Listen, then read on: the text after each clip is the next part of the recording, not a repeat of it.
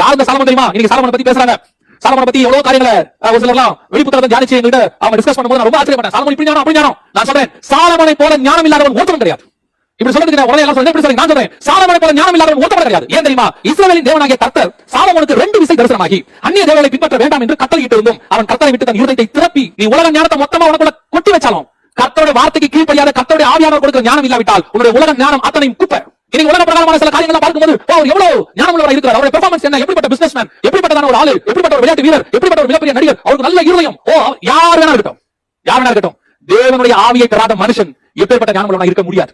சாலமோனே போயிட்டாங்க, இதோட வேற என்ன வேணும் சொல்லுங்க. ஆனா ஒண்ணு என்ன தெரியுமா? சாலமோனிலும் பெரியவர் நம்மோடு கூட இருக்கிறார். அதுதான் இருக்கிற ஆசீர்வாதம். நான் எப்போது சொல்லுவேன், சாலமோனை போல உலக ஞானம் மொத்தத்தையும் கரைச்சு குடிச்சு இந்த மாதிரி 2 விசை கர்த்தர் பேசி வழி விலகி போறவரை விட உலகத்தை பொறுத்த வரைக்கும் நம்ம பைத்தியங்களாக இருந்துட்டு போறோம். ஆனா கர்த்தரை அறிகிற அறிவு இருந்தா போதும். அதுதான் உண்மையிலேயே ஞானம். அவருக்குள் ஞானம் அறிவு என்கிற பொக்கிஷம் அடங்கி இருக்கிறது கொலைசீர் புத்தகம் சொல்லுது. அந்த ஞானம் ரொம்ப முக்கியம்.